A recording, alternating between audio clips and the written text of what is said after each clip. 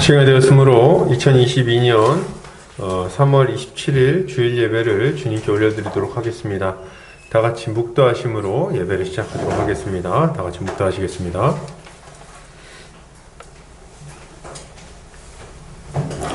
하나님은 영이시니 예배하는 자가 영과 진리로 예배할지니라. 사랑과 은혜가 많으신 하나님 아버지 감사합니다. 오늘도 사랑하는 우리 보금자리교회 형제자매들 모여서 함께 한마음으로 주님을 예배합니다. 주님 이 자리 가운데 좌정하셔서 우리 예배를 받아주시고 하늘의 은혜를 우리 각 사람의 심령 가운데에 충만하게 부어 주시옵소서. 주님 이제 예배를 시작하는 시간입니다. 마치는 시간까지 함께하여 주시기 원하오며 예수 그리스도의 이름 받들어 기도 올려드립니다. 아멘. 찬송가 1장 찬송 드리겠습니다.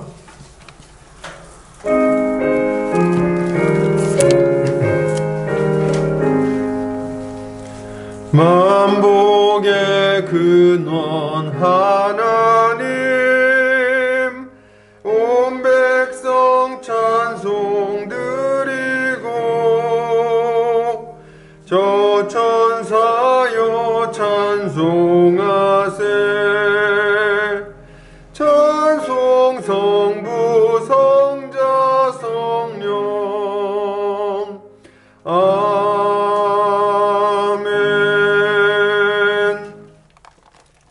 다같이 사도신경으로 우리의 신앙을 고백하겠습니다. 성경 맨 앞 페이지를 참고하시면 되겠습니다. 다같이 고백합니다.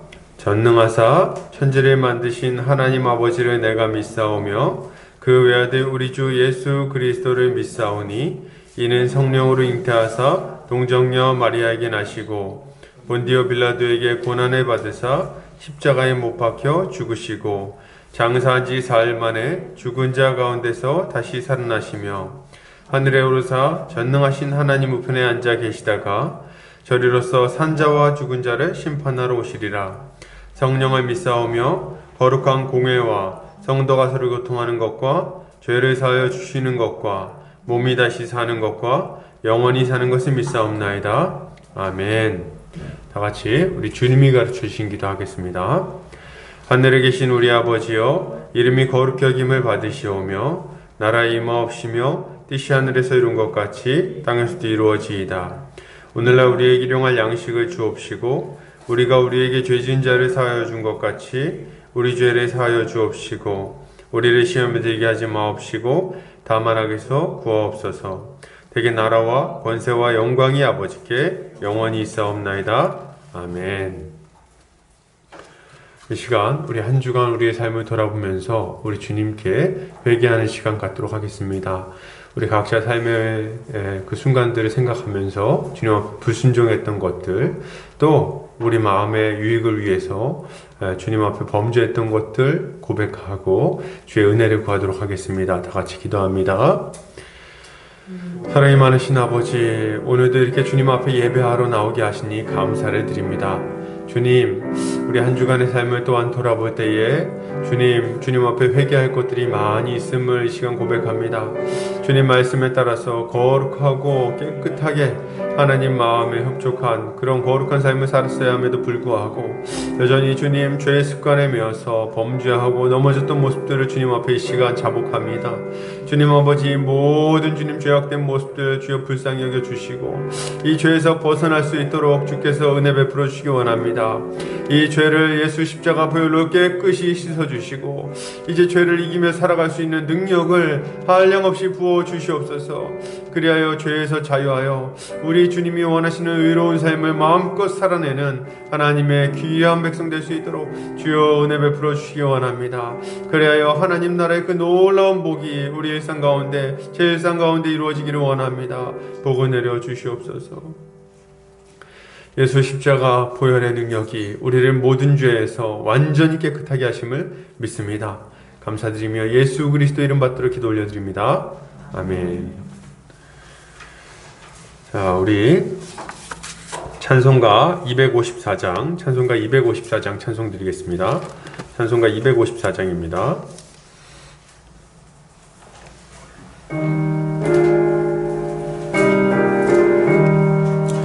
내 주의 보혈은 정하고 정하다. 내 죄를 정케 하신 주 날 오라 하신다. 내가 주께로 지금 가오니 십자가의 보혈로 날 씻어 주소서. 약하고 주에도 주께로 나가면 힘 주시고 내 추함을 곧 씻어 주시네. 내가 주께로 지금 가오니 십자가의 보혈로 날 씻어 주소서. 날 오라 하심은 온전한 믿음과 또 사랑함과 평안함 다 주려 함이라. 내가 주께로 지금 가오니 십자가의 보혈로 날 씻어 주소서. 죄인 본받아 살 길을 얻었네. 한없이 넓고 큰 은혜 베풀어 주소서. 내가 주께로 지금 가오니 십자가의 보혈로 날 씻어 주소서. 그 피가 맘속에 큰 증거 됩니다. 내 기도 소리 들으사 다 허락하소서. 내가 주께로 지금 가오니 십자가의 보혈로 날 씻어 주소서. 아멘. 이 시간 우리의 대표해서 김옥주 성도님 나오셔서 기도해 주시겠습니다.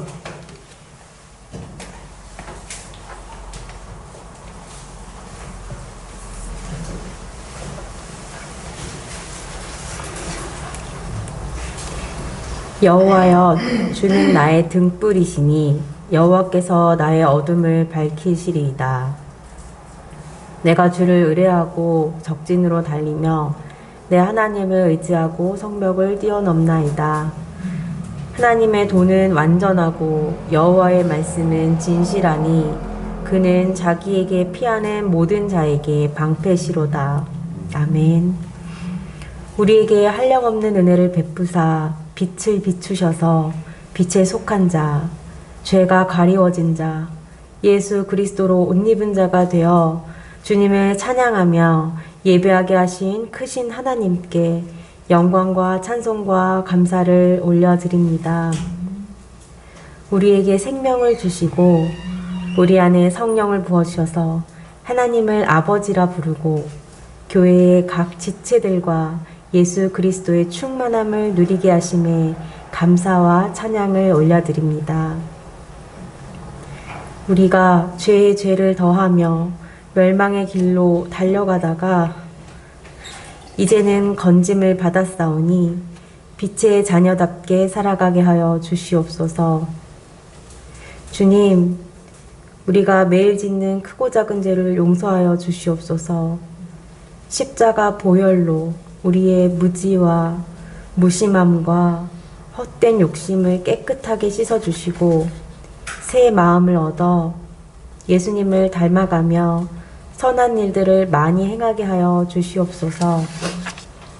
이 나라 이 민족을 주님의 뜻대로 선하게 인도하여 주시고 특별히 교회가 복음 위에 서고 진리를 외치는 참된 교회들이 되어 어두운 세상 가운데 예수 그리스도의 빛을 비추게 하여 주시옵소서. 몸과 마음이 아프고 고통받는 자녀들을 하나님의 손길로 위로하여 주시고 속히 치유되는 역사가 또한 일어나게 하여 주시옵소서. 가족 구원을 비롯하여 오래된 문제로 주님께 간구하는 성도들에게 주님의 가장 좋은 때에 또한 가장 선한 방법으로 응답하여 주시옵소서. 하나님, 우리 보금자리 교회를 이 지역 가운데 두셨사오니 이 지역에서 함께할 영혼들을 불러 모아 주시옵소서. 우리가 함께 주의 이름을 부르며 찬양하며 진리의 말씀으로 믿음이 견고해지고 주 안에서 하나 된 한 새 사람으로서 서로를 뜨겁게 사랑하며 머리 대신 예수 그리스도를 온전히 드러내게 하여 주시옵소서.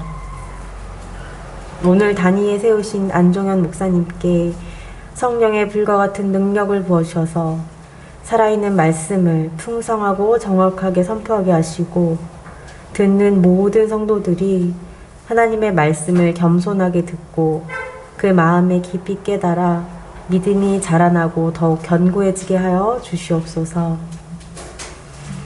오늘 예배 가운데 하나님의 임재를 간절히 기다리오니 좌정하여 주시고 우리의 모든 것을 집중하여 주님만 예배하게 하여 주시옵소서. 우리의 구주시요 왕 되시는 예수 그리스도의 이름 받들어 기도드립니다. 아멘.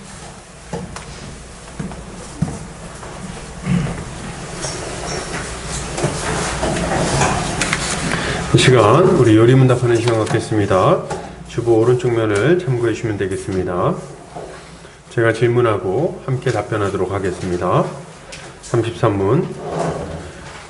우리들도 하나님의 자녀인데 유독 예수님만 외아들이라고 불리우는 까닭은 무엇입니까?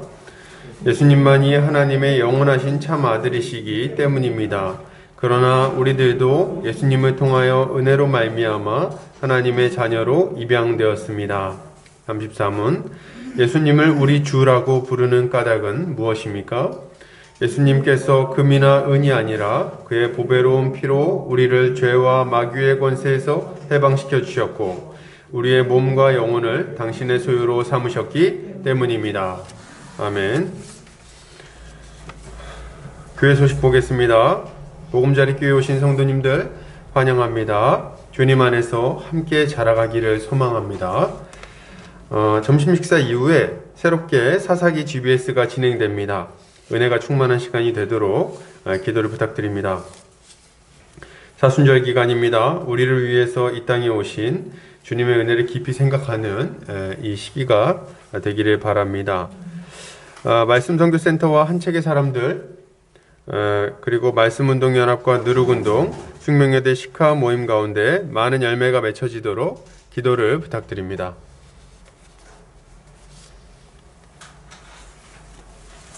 말씀 보겠습니다. 네. 사사기 1장 1절에서 15절 말씀입니다. 사사기 1장 1절에서 15절 말씀이요. 제 성경으로는 구약성경 361페이지에 있습니다.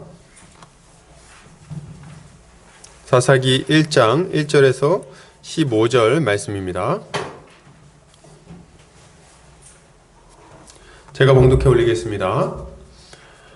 여호수아가 죽은 후에 이스라엘 자손이 여호와께 여쭈어 이르되 우리 가운데 누가 먼저 올라가서 가나안 족속과 싸우리이까? 여호와께서 이르시되 유다가 올라갈지니라. 보라, 내가 이 땅을 그의 손에 넘겨주었노라 하시니라. 유다가 그의 형제 시므온에게 이르되 내가 제비 뽑아 얻은 땅에 나와 함께 올라가서 가나안 족속과 싸우자. 그리하면 나도 내가 제비 뽑아 얻은 땅에 함께 가리라 하니 이에 시므온이 그와 함께 가니라. 유다가 올라가매 여호와께서 가나안 족속과 브리스 족속을 그들의 손에 넘겨주시니 그들이 베색에서 10,000명을 죽이고 또 베색에서 아도니 베색을 만나 그와 싸워서 가나안 족속과 브리스 족속을 죽이니 아도니 베색이 도망하는지라 그를 쫓아가서 잡아 그의 엄지손가락과 엄지발가락을 자르매 아도니 베색이 이르되 옛적에 70명의 왕들이 그들의 엄지손가락과 엄지발가락이 잘리고 내 상 아래에서 먹을 것을 줍더니 하나님이 내가 행한 대로 내게 갚으심이로다 하니라. 무리가 그를 끌고 예루살렘에 이르렀더니 그가 거기서 죽었더라. 유다 자손이 예루살렘을 쳐서 점령하여 칼날로 치고 그 성을 불살랐으며 그 후에 유다 자손이 내려가서 산지와 남방과 평지에 거주하는 가나안 족속과 싸웠고 유다가 또 가서 헤브론에 거주하는 가나안 족속을 쳐서 세세와 아히만과 달메를 죽였더라. 헤브론의 본 이름은 기럇 아르바였더라. 거기서 나아가서 드빌의 주민들을 쳤으니 드빌의 본 이름은 기럇세벨이라. 갈렙이 말하기를 기럇세벨을 쳐서 그것을 점령하는 자에게는 내 딸 악사를 아내로 주리라 하였더니 갈렙의 아우 그나스의 아들인 온니엘이 그것을 점령하였으므로 갈렙이 그의 딸 악사를 그에게 아내로 주었더라. 악사가 출가할 때에 그에게 청하여 자기 아버지에게 밭을 구하자 하고 나귀에서 내리매 갈렙이 묻되 내가 무엇을 원하느냐 하니 이르되 내게 복을 주소서. 아버지께서 나를 남방으로 보내시니 샘물도 내게 주소서 하매 갈렙이 윗샘과 아랫샘을 그에게 주었더라. 아멘. 사사기 1장 1절에서 15절까지 영적 전쟁에 뛰어들라 라는 제목으로 함께 말씀을 나누도록 하겠습니다.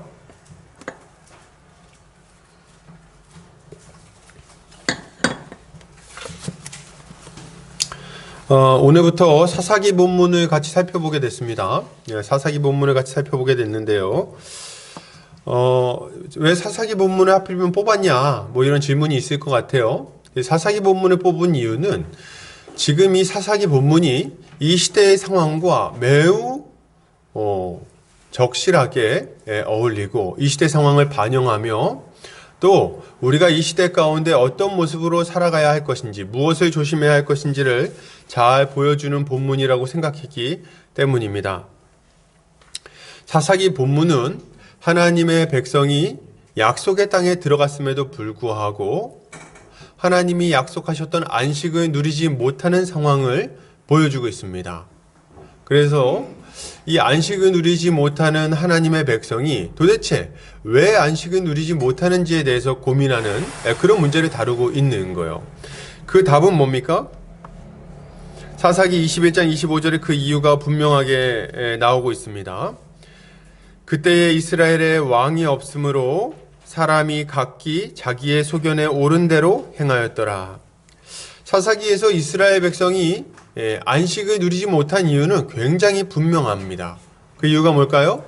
왕이신 하나님의 명령에 불순종하고 각자 자기 소견에 옳은 대로 살았기 때문인 거예요. 그렇기 때문에 이들은 하나님이 약속하신 땅에 들어갔음에도 불구하고 어떠한 안식도 누리지 못했던 겁니다. 이게 문제인 거예요. 사사기의 두 번째 주제는 안식을 잃어버리고 지속적으로 고통받는 이스라엘 백성이 어떻게 다시금 안식을 누릴 수 있게 되는가라는 내용입니다. 이들은 어떻게 그 고통에서 벗어나 안식을 다시금 누릴 수 있게 될까요? 그 유일한 방법은 하나님이 보내신 사사를 통해서 이들이 안식을 누린다는 겁니다. 이들은 하나님이 보내신 사사를 통해 대적의 공격에서 벗어나고 그들의 위협에서 벗어나서 다시금 하나님의 법에 순종하는 그런 삶을 살아가게 되는 거죠. 여기서 이제 사사는 영어로 이제 저주이스 이렇게 되어 있는데 이제 판관들 이렇게 번역할 수 있겠습니다. 그래서 사사는 뭐냐 했을 때 재판관들이다 이렇게 좀 보시면 되겠어요. 좀 사실 재판하는 모습은 거의 등장하지 않습니다. 재판하는 모습이 거의 등장하지 않는데도 불구하고 이들의 정체성은 판사였어요. 판관들. 그래서 하나님의 법으로 이스라엘 백성들이 얼마나 잘못된 길로 가고 있는지를 알려주고 올바른 길이 무엇인지를 알려주는 것이 이 사사들의 역할이었습니다. 그러니까 하나님의 법으로 이스라엘 백성들을 다스리는 역할을 했다는 거예요. 그래서 이들은 이스라엘의 지도자로서 이들이 죄악에서 벗어나 하나님께 순종하며 고통에서 벗어나도록 하는, 안식을 누리도록 하는 역할을 맡게 된 것입니다. 저는 이 사사기의 주제가 이 시대 하나님의 백성들과 너무나도 이 시대 하나님의 백성들에게 너무나도 필요한 가르침이라고 생각을 했습니다. 왜냐하면 지금도 하나님의 백성들이 하나님이 주신 은혜를 충분히 누리지 못하고 안식을 누리지 못하며 살아가고 있기 때문에 그렇습니다. 하나님의 백성이 되었고 교회에 소속되게 되었고 거룩한 삶을 살기 위해서 애를 쓰지만 하나님의 백성으로서 삶을 살아가지만 그럼에도 불구하고 안식을 누리지 못한다는 거예요. 충분한 복을 누리지 못한다는 거죠. 아예 꺼주세요. 이런 우리 성도들의 모습을 볼 때 지금 이 사사기의 가르침이 얼마나 중요한가. 왜 하나님의 백성인 성도들이 하나님 나라의 복을 충분히 못 누리면서 살까? 왜 이렇게 빈곤하게 고통스러워하며 괴로워하며 고민이 많고 이렇게 슬픔 가운데 살아가는 것일까? 왜 이렇게 답답한 문제들을 해결하지 못하고 계속해서 이 고통스러운 삶을 살아가고 있는 것일까? 이런 어떤 질문들을 좀 던져야 된다고 생각합니다. 그 질문에 대한 답은 뭡니까? 이 사사기에서 그 이유를 아주 분명하게 알려주고 있는 거예요. 그 답은 뭡니까? 하나님의 백성이 하나님의 말씀에 불순종하며 각자 자기 소견에 옳은 대로 자기 인생을 살아가기 때문에 이런 어려움을 겪고 있다는 거예요. 이것이 가장 큰 문제입니다. 그렇기 때문에 우리에겐 안식이 없는 것이고 우리에겐 고통이 있는 것이고 우리에게 슬픔이 있는 거예요. 우리의 문제는 해결되지 못하고 계속해서 발목 잡혀 고통스럽게 살아가고 있는 거죠. 저는 이게 참 답답하다고 생각합니다. 하나님의 백성이 되었는데도 불구하고 하나님 나라의 복을 전혀 못 누리고 있는 거예요. 이건 성도 개개인의 문제이기도 하지만 동시에 교회의 문제이기도 합니다. 교회는 하나님의 백성이에요. 하나님의 통치 가운데 살아갑니다. 그리고 이 교회 안에서 하나님의 복이 아주 충만하게 이루어지는 거예요. 그런데 문제는 뭡니까?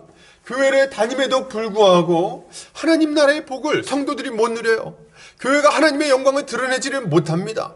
도리어 여러 가지 구설수에 오르내리면서 치욕을 당하는 삶을 살아가고 있는 거죠. 왜 그럴까요? 그 이유는 분명합니다. 하나님의 말씀에 불순종하기 때문인 거예요.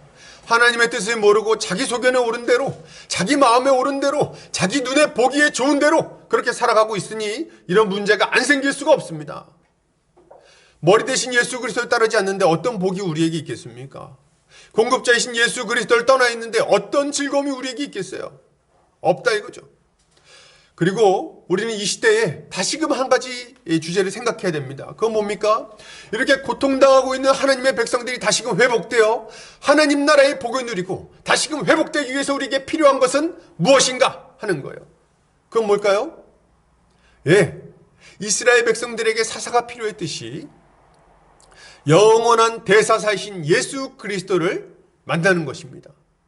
그분이 다시금 교회에 찾아오셔서 교회의 주인이 되어주시고 그분의 다스림이 우리 가운데 다시금 온전히 이루어질 때 우리는 이 모든 고통에서 벗어나 다시금 복을 누릴 수 있게 될 거예요. 여러분, 우리는 이 사사기 전체를 통해서 이런 내용들에 대해서 살펴볼 겁니다. 아마도 대부분의 내용들은 좀 약간 우울한 내용들이 될 거예요. 왜 그러냐면 이스라엘 백성 이 사사기의 내용은 이 패턴이 딱 정해져 있습니다. 어떤 1장부터 16장까지의 패턴은 뭐냐면 첫 번째, 이스라엘 백성이 배교합니다. 배교하고 그 이후에 어떻게 해요? 배교한 이후에 이들이 이제 징계를 받습니다. 징계를 받아서 막 고통받아요. 이방 민족들이 이들을 막 괴롭힙니다. 그래서 이들이 막 괴로우니까 어떻게 해요? 괴로우니까 하나님께 부르짖어요. 회개하면서 부르짖습니다.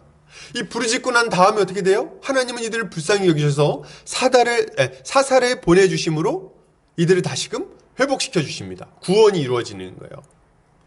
이렇게 해서 다시금 안식을 이들이 누리게 되는데요. 그 바로 다음에 일어난 일이 뭐냐? 다시 타락이에요. 다시 배교입니다.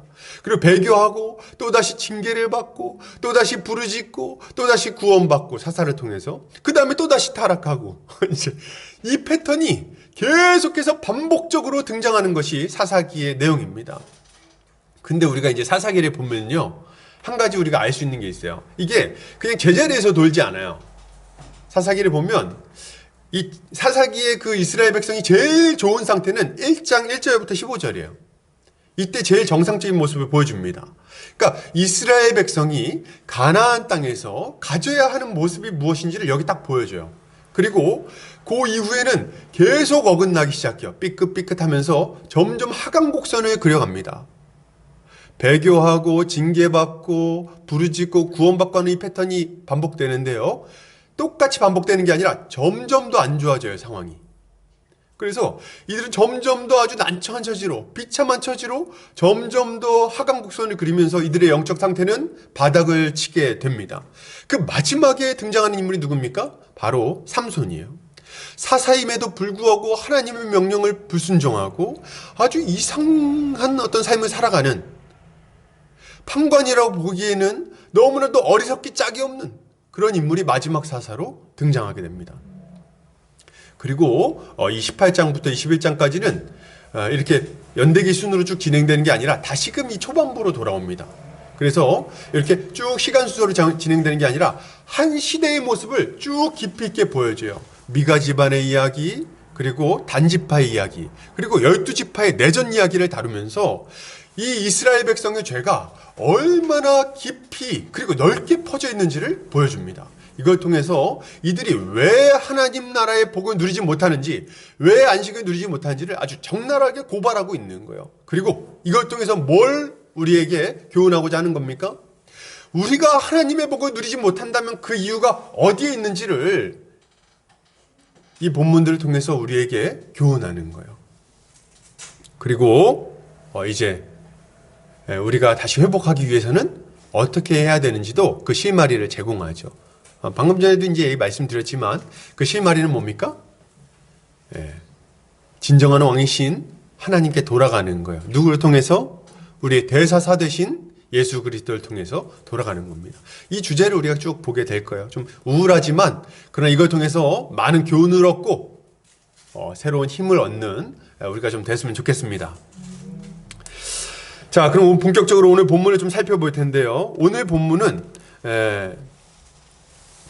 이스라엘 백성들이 이 가나안 땅에 들어가서 이제 여호수아 때 정복 전쟁을 벌이죠. 그리고 이 정복 전쟁을 벌이고 여호수아가 죽습니다.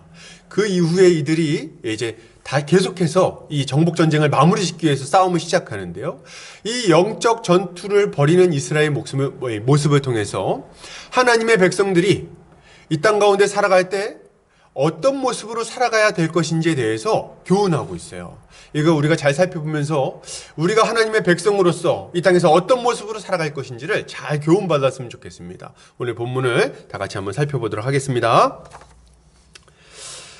자, 오늘 본문은 눈의 아들 여호수아의 죽음에서부터 이제 시작됩니다. 여호수아는 어떤 사람이죠? 1장에 보니까 여호수아가 죽은 후에 이렇게 나오는데 여호수아는 어떤 사람입니까? 여호수아는 40년간 모세의 지도하에 광야 생활을 마친 이스라엘 백성을 이끌고 가나안 땅으로 들어왔던 인물이에요. 요단강을 건너서 가나안 땅을 정복한 위대한 지도자죠. 이스라엘 백성은 이 여호수아의 인도를 받아서 창이란 요단을 건넜고 견고한 여리고성을 무너뜨렸으며 강대한 가나안 민족들을 정복합니다. 이 여호수아의 지도하에 인도하에 이 일들이 다 일어난 거예요. 위대한 영도자, 위대한 영도자 여호수아죠. 여호수아가 함께하는 이스라엘은요, 정말 말 그대로 여러분 무적이었어요. 무적이었다. 그래서 실제로 이 아이성 전투에서 패배한 거 빼고는 이 아간의 범죄로 말미암아 아이성 전투에서 패배하죠. 이때 패배한 것 말고는 안 져요. 한 번도 안 집니다. 그래서 이 가나안 땅의 강대한 족속들을 다 박살냅니다. 그래서 막 위아래로 북방 연합군, 남방 연합군 막 해서 막 왕들이 연합해가지고 막 쳐들어오는데 싸우는 족족 다 이깁니다. 한 번도 안 져요. 심지어는 이 여호수아가 전쟁을 벌일 때 막 태양이 막 골짜기 위에 머무르고 달이 머무르고 그리고 막 그냥 불꽃이 하늘에서 내려가지고 이 대적들을 완전히 물리치는 이런 일들이 막 발생합니다. 그래가지고 가나안 땅의 그 강대한 민족들이 막 지리멸렬 무너지는 것들을 우리가 보게 되는 거죠. 그런데 지금 이제 이 여호수아, 위대한 영도자 여호수아가 죽어서 하나님께 돌아가게 된 것입니다. 이제 전쟁은 새로운 양상이 되었습니다. 위대한 영도자는 없지만 계속해서 전쟁을 마무리해야 되는 상황에 처하게 된 거죠. 어떤 분들은 이런 질문을 던질 수 있어요. 아니, 목사님, 여호수아가 그렇게 잘났으면, 대단한 인물이면 싹 다 점령해버렸으면 좋았을 거 아닙니까? 왜 대적들이 남아있는 거죠? 그래도 요단강 건넌 지 좀 되지 않았나요? 싸움도 꽤 많이 했던 것 같은데 왜 다 점령 못한 겁니까? 이런 질문이 있을 수 있어요. 저는 아주 합리적인 질문이라고 생각이 됩니다.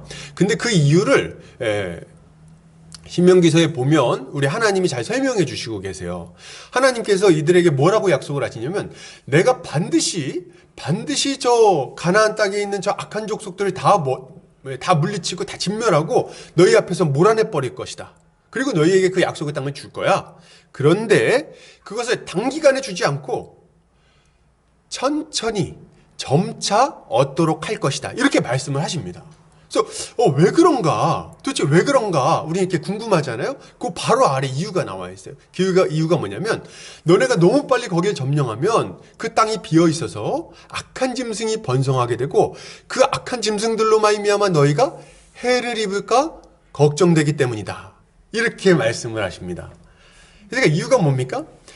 이스라엘 백성이 충분히 번성해서 퍼져나가기 전에 이 가나안 족속들을 다 죽여버리면은 그러면은 빈 땅이 너무 많잖아요. 그럼 거기에 막 악한 짐승들이 번성해가지고 이들이 오히려 고통당할 수 있다는 생각을 하신 거예요, 하나님은. 그래서 이들을 천천히 이스라엘 백성들이 자리 잡을 수 있도록 이렇게 점령하는 속도를 조절하신 겁니다. 그래서 여호수아 때 이 점령이 완성이 안 된 거예요. 그래서 여호수아 때 점령이 안 됐는데 여호수아가 죽기 직전에 하나님은 여호수아에게 어떤 명령을 내리십니다. 어떤 명령이냐면 이스라엘 백성들에게 지파를 그들의 그 기업을 각자 영역이 있잖아요. 12지파에게 땅을 나눠주거든요. 그 땅을 먼저 배분해 주라고 명령을 하세요. 그래서 먼저 배분을 해줘가지고 그 땅을 자기가 배분받은 땅을 그 맡은 그 족속이 가서 마지막 끝내기 전쟁을 해야 된다고 말씀을 하시는 거예요. 그러니까 이 여호수아가 죽은 이후에는 어떻게 해야 됩니까? 이스라엘 각 지파가 각자 자기에게 주어진 기업에 가서 그 남겨진 싸움을 마쳐야 되는 겁니다. 그걸 통해서 자신의 기업을 쟁취해내야 되는 거예요. 이것이 이 이스라엘 백성들에게 남겨진 마지막 전쟁의 양상인 거예요. 이 전쟁을 이제 벌여야 됩니다. 그래서 이제 이스라엘 백성들이 이 전쟁을 앞두고 하나님께 다시금 여쭙는 거예요. 뭐라고 여쭙습니까? 이스라엘 자손이 여호와께 여쭈어 이르되 우리 가운데 누가 먼저 올라가 가나안 족속과 싸우리이까 할 때 어떤 분들은 어떻게 물어봤을까요? 어떻게 하면 이걸 어떻게 하나님의 음성을 들었을까요? 물어보는 분들이 있을 수 있어요. 중요하지 않아요. 중요하지 않고 어떻게든 들었을 거예요. 기도해서 들었든지 아마 기도해서 들었겠죠. 우림과 둠밈 이런 것도 있고. 그래서 하나님께서 어떻게 응답을 해줬을 거예요. 안 나오니까 너무 궁금해하지 마세요. 어쨌든 응답을 들었어요. 하나님 뭐라 그러세요? 누가 먼저 올라가라 그럽니까? 유다가 먼저 올라갈지니라 이렇게 말을 하는 겁니다. 유다가 먼저 올라가라.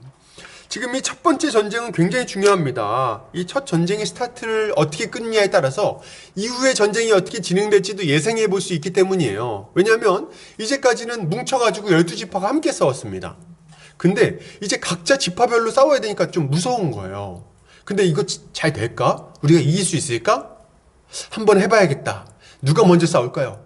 유다가 먼저 가. 이런 상황인 거죠. 그래서 유다가 싸워서 승리하는 모습을 보면 나머지 지파들도 용기를 얻어서 열심히 또 이 싸움을 버려나갈 수 있게 되는 겁니다. 이런 상황에서 이 유다가 올라가라는 하나님의 말씀을 듣고 유다는 아주 적극적으로 순종합니다. 하나님은 올라가라고만 말씀하지 않으시고 이렇게 말씀하시죠. 보라, 내가 이 땅을 그의 손에 넘겨주었노라 하시니라. 하나님 약속하세요. 뭐라고요? 내가 이 땅을 이미 너에게 넘겨줬다. 이미 넘겨줬다. 그러니까 네가 가서 그 땅을 점령해라. 이렇게 말씀하신다는 거죠. 이제 이스라엘 백성들에게, 유다에게 남은 일은 뭡니까? 아직 받지는 못했지만 가서 받아오면 되는 거예요. 지금 유다에게 남은 일은 가서 받아오는 겁니다. 싸움을 벌이고 맡겨놓은 금메달 따오면 되는 거예요. 이제 가져오면 되는 거죠.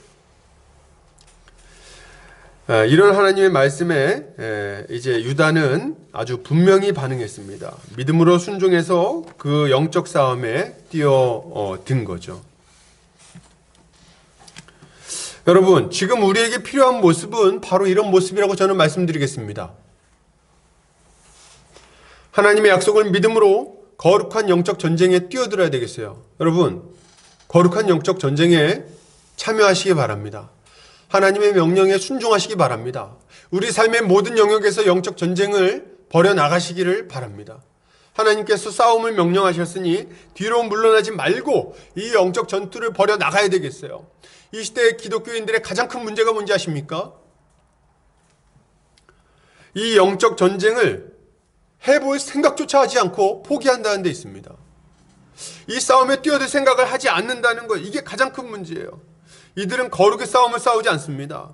무너진 건강을 회복시키고 가정을 회복시키고 이웃과의 관계를 회복시키는 이 일에, 하나님의 뜻이 자신의 삶 가운데 이루어지는 일에 별 관심이 없어요. 어디에 관심이 있습니까? 잘 먹고 잘 살고 편안한 것에만 관심을 두고 있죠. 근데 안 돼요. 왜 안 됩니까?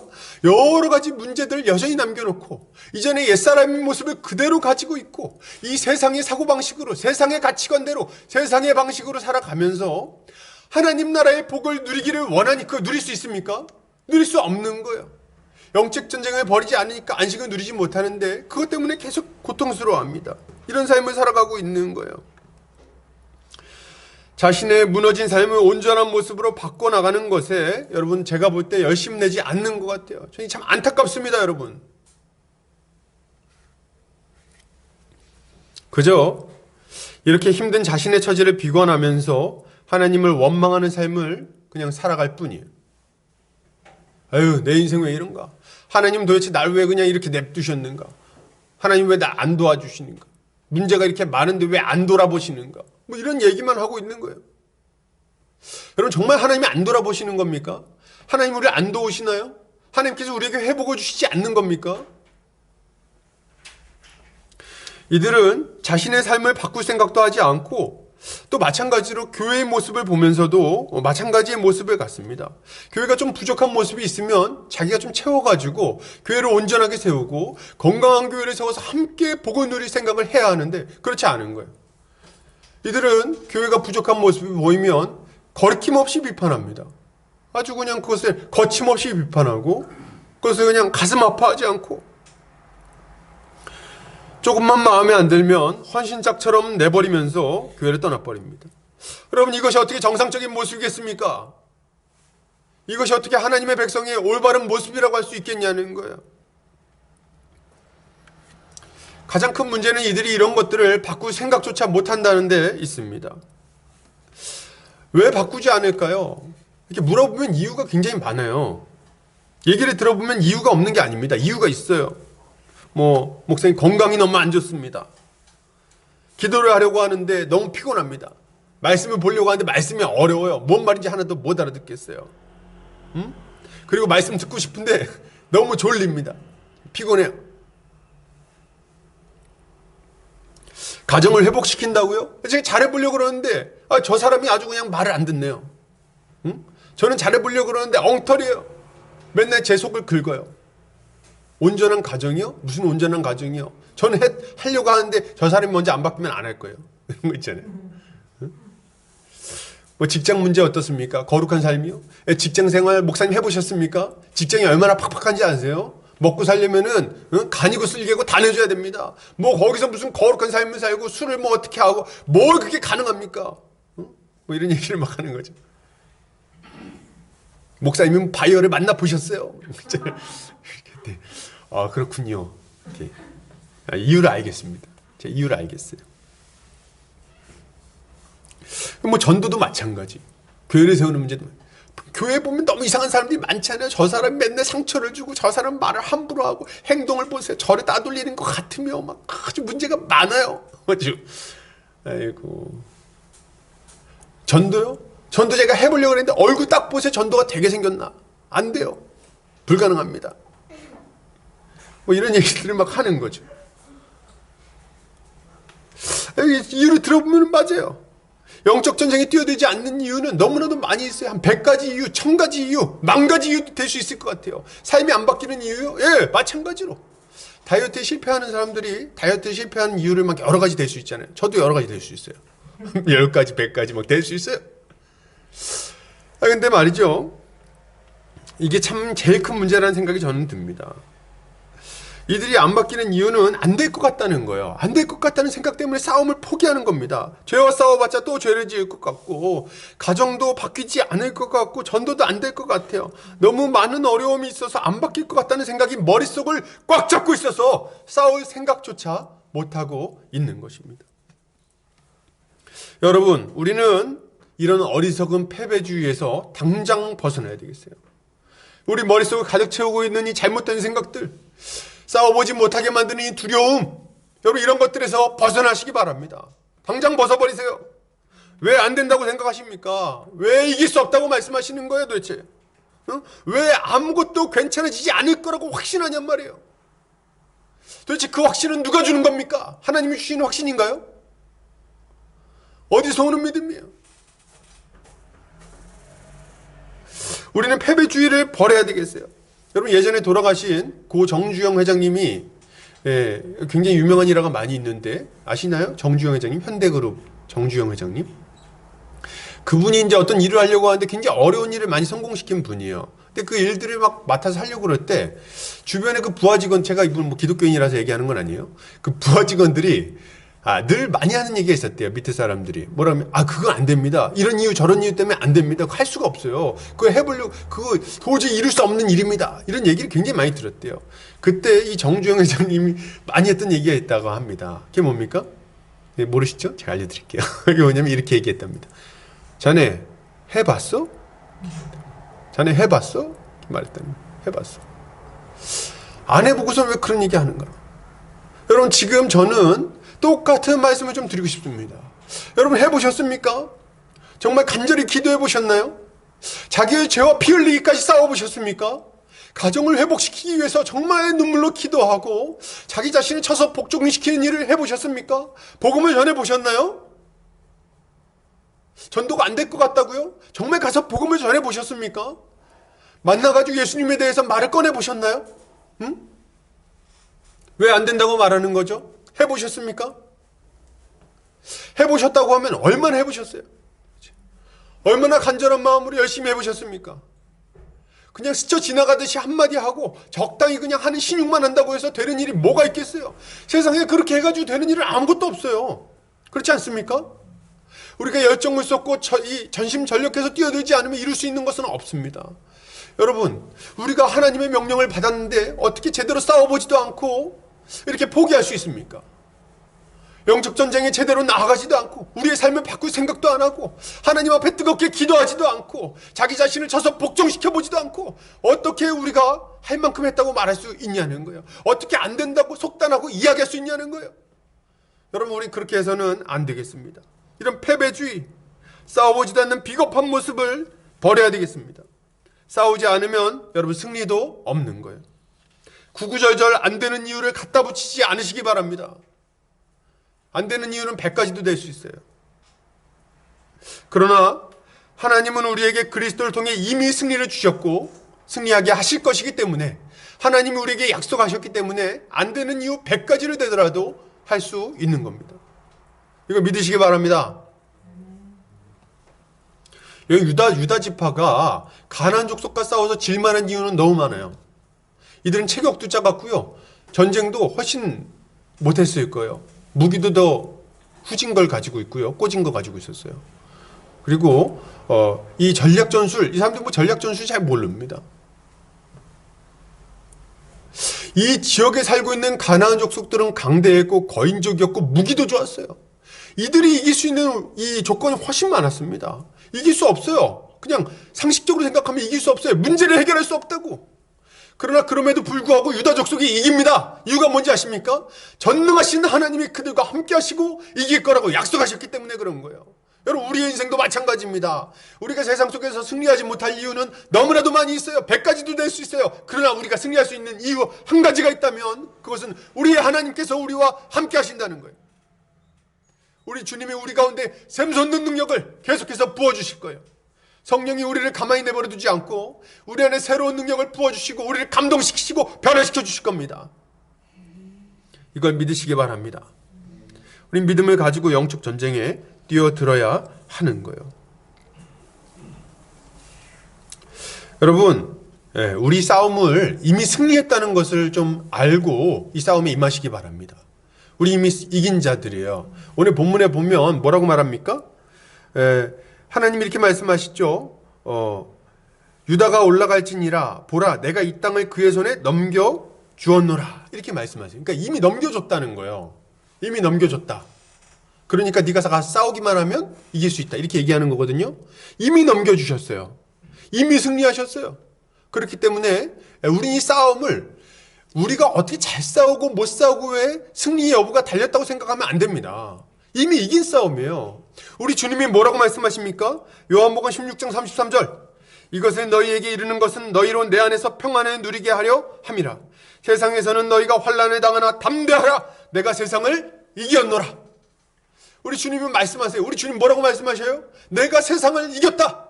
그러니 걱정하지 마라. 평안을 누려라. 싸움을 싸우고 그 승리를 쟁취해라. 이렇게 얘기하고 계신 거예요. 우리 이것은 믿음으로 이 싸움에 뛰어들기만 하면 되는 거예요. 승리는 이미 정해졌습니다. 이때 우리가 한 가지 더 기억할 것이 있는데 그게 뭡니까? 우리는 이 싸움을 혼자 싸우지 않아도 된다는 거예요. 오늘 유다는 올라가라는 주님의 명령을 받고 하나님의 명령을 받고 올라가기로 결단합니다. 그런데 올라갈 때 좀 무서웠어요. 그래서 어떻게 합니까? 옆에 있는 시므온 지파에게 부탁합니다. 야, 우리 같이 올라가자. 그리고 네가 싸울 때 우리도 같이 싸워줄게. 이렇게 부탁을 해요. 여러분, 이거 참 지혜로운 일이라고 저는 생각합니다. 어떤 분들은 이것을 좀 안 좋게 해석하시는 분들이 있어요.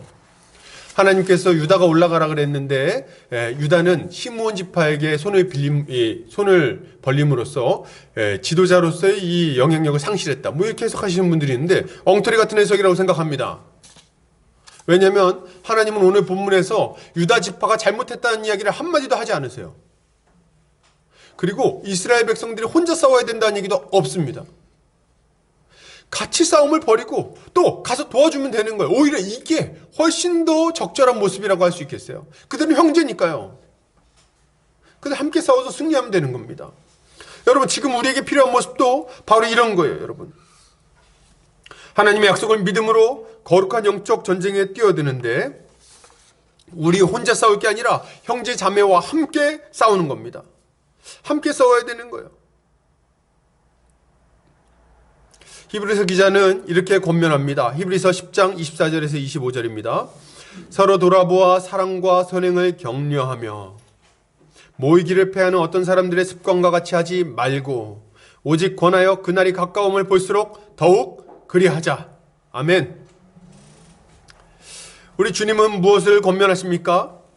모이기를 패하는 어떤 사람들의 습관같이 하지 말고 모이기를 힘써라. 모이기를 힘써라. 서로 사랑과 선행을 권면하며 격려하며 함께 그 일을 이루기를 힘써라. 하나 되기를 힘써라. 이렇게 말씀하고 있다는 거예요. 우리는 형제자매들과 연합해서 함께 한마음으로 이 영적 전쟁에 뛰어들어야 되겠습니다. 우리 옆에 있는 형제자매들 한번 보세요. 지금 보시고 같이 한번 열심히 한번 해보시기 바랍니다. 같이 한번. 누가 좀 이렇게 약해진다면 내버려두지 마시고 딱 붙들어서 같이 좀 일어나서 같이 싸울 수 있도록. 싸움이 버거운 사람이 있습니까? 좀 도와주면 안 되겠어요? 누가 좀 낙심한 사람 있습니까? 좀 일으켜주면 되잖아요. 누가 좀 무지함 가운데 방황하고 있는 사람 있습니까? 진리를 가르쳐줘서 그가 정신을 차리게 도와주면 안 되겠습니까? 함께 싸워야 되는 거예요. 함께. 서로 어려움을 놓고 기도하고 서로 무난하고 서로를 붙들어줘야 되겠습니다.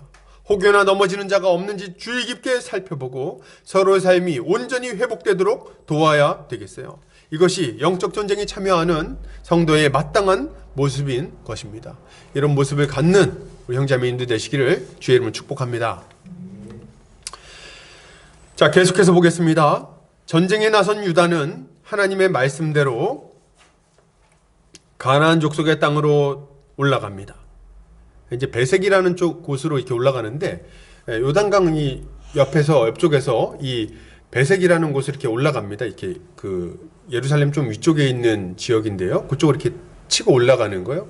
근데 왜 이렇게 올라간다는 표현이 나오냐 이렇게 하면 가나안의 지형을 생각해 보면 이 표현들이 좀 이해가 돼요. 올라간다 내려간다는 표현이 성경에 많거든요. 이유가 뭐냐면 이스라엘 가나안 땅 지형 자체가 약간 이렇게 그 산악 지형이에요. 그래서 이쪽에 지중해가 있고 여기 이제 요단강이 이렇게 흐릅니다. 그리고 요 가운데가 가나안 땅인데요. 요 가나안 땅이 이렇게 평면으로 보면은 요렇게 생겼어요. 요렇게. 그래서 가운데 쪽으로 이렇게 산맥이 있는 겁니다. 그래서 요 산줄기가 이렇게 쭉 위쪽으로 척추표처럼 이렇게 쭉 강과 이렇게 평행선을 이루면서 올라가요. 그래서 그 지역으로 지금 올라가고 있는 겁니다. 산으로 올라가는 거예요. 그래서 올라간다는 표현을 지금 사용하고 있는 거예요. 그래서 뭐 올라간다, 내려간다 이게 뭐 영적인 의미들도 있지만 그렇지만 지금 이제 그런 지형을 위로 올라가서 점령하려고 하는 거죠. 아무튼 이들이 가나안 족속과 브리스 족속과 이제 올라가서 싸움을 벌입니다. 베색이라는 곳에 가서. 근데 하나님께서 그들을 유다 지파의 손에 넘겨줘 버리세요. 완전히 넘겨주셨어요, 이미. 그래서 싸움을 벌이는데 베색이라는 곳에서 큰 전쟁을 벌여서 몇 명을 죽입니까? 10,000명을 죽입니다. 10,000명. 여러분 말이 10,000명이죠. 현대전에서도 10,000명은요 말도 안 되는 숫자예요. 어마어마한 숫자입니다. 그때 당시 이제 별로 뭡니까? 이 머릿수도 많지 않은 이 전쟁에서 10,000명이 한 번 전투에 10,000명이 죽는다는 것은 거의 괴멸됐다는 거예요. 완전히 박살내버렸어요. 가나안의 거인족들을 완전히 박살내버리고, 그리고 거기서 누구를 만납니까? 아도니 베색이라는 아주 강력한 왕을 만나는데, 그 왕도 완전히 박살내버려요. 베색을 다스리는 왕이라는 의미예요. 이 아도니 베색을 완전히 박살내가지고 이 아도니 베색이라는 왕이 막 전쟁에 패배해가지고 막 밑쪽으로 막 도망을 갑니다. 근데 도망가는 걸 내버려두지 않아요. 어떻게 합니까? 이스라엘 족속이 그 아주 집요하게 쫓아갑니다. 쫓아가가지고 탁 붙들어요. 붙들어가지고 어떻게 해요? 엄지손가락과 엄지발가락을 다 잘라버립니다. 아우 끔찍하죠. 그래가지고 얘가 엄지발가락이 잘리면 걷지를 못해요 제대로. 엄지손가락이 잘리면 뭘 짚지 못하잖아요. 힘을 쓸 수 없는 거예요. 완전히 무력화시켜버려요. 비참한 처지로 만들어버립니다. 그리고 그를 끌고 이 예루살렘까지 막 끌고 가는 거예요. 어떤 분들이 이 장면을 막 해석하면서 제가 이제 여러 책들을 참고해 봤는데 좀 이걸 좀 안 좋게 보시는 분들이 좀 있더라고요. 그래서 뭐라고 이제 말씀을 하시냐면 야 이거 너무 잔인한 행동을 하고 있다. 이스라엘 백성이 하나님의 백성인데 그냥 깔끔하게 죽이면 될 것을 뭐 아도니 베색이 했던 것과 똑같이 가나안 족속의 풍습을 따라가지고 엄지손가락 발가락을 자르는 거 볼 때 이미 좀 뭔가 이스라엘 백성들이 그 문화에 잔인한 문화에 물들고 있다는 것을 보여준다. 뭐 이렇게 해석하시는 분들이 있어요. 저는 이 해석에 동의하지 않습니다. 저는 이 해석에 동의할 수가 없어요. 왜냐하면 그 바로 아래에 아도니 베색의 말이 나오기 때문에 그래요. 7절 뭐라고 말합니까? 아도니 베색이 이르되 옛적에 70명의 왕들이 그들의 엄지손가락과 엄지발가락이 잘리고 내 상 아래에서 먹을 것을 줍더니 하나님이 내가 행한 대로 내게 갚으심이로다 이렇게 얘기하고 있어요. 지금 이 일은 누가 행하시는 겁니까? 하나님이 행하시는 일인 거예요. 하나님이 행하시는 일이다. 이것은요, 이 전쟁이 헤렘 전쟁이라는 것을 생각해 볼 때 좀 더 분명해집니다. 헤렘 전쟁이라는 것은 진멸 전쟁이라는 거예요. 이 전쟁의 성격이 이 땅에 살고 있는 가나안 족속을 완전히 진멸시키는 성격의 전쟁이라는 것을 신명기에서 많이 얘기를 합니다. 하나도 남겨놓지 말고 불쌍히 여기지 말고 다 죽여라. 이렇게 얘기를 하시거든요. 근데 그렇게 이렇게 말씀하시는, 명령하신 이유가 있어요. 지금 이 가나안 땅은요, 하나님께서 오래 참으신 이후에 죄악이 관영한 땅이 돼버린 거예요. 그래서 하나님을 대적하고 온갖 종류의 죄가 그 가운데 아주 가득 차 있어요. 그래서 하나님이 그 땅을 이제 심판하기로 작정하시고, 심판의 도구로 누구를 쓰시는 겁니까? 이스라엘 백성들을 사용하시는 거예요. 그래서 지금 이 전쟁은요, 하나님께서 이스라엘 백성들을 통해 공의를 이루어 가시는, 그동안 이 땅 가운데 있었던 모든 고통스러운 부르짖음에 대한 안갚음으로 이들을 지금 진멸시키는 일을 하고 계시는 겁니다. 그러니까 이제 이 하나님께서 그들을 불쌍히 여기지 말라고 말씀하시는 거죠. 하나님의 공의를 지금 이루고 있는 거예요.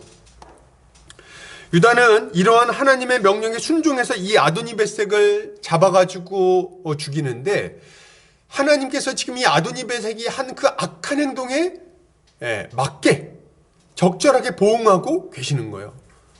하나님의 뜻에 따라 그의 그 손가락과 엄지손가락과 엄지발가락을 자름으로써 그가 행했던 그 모든 악독한 행위들을 갚아주고 계시다는 거죠.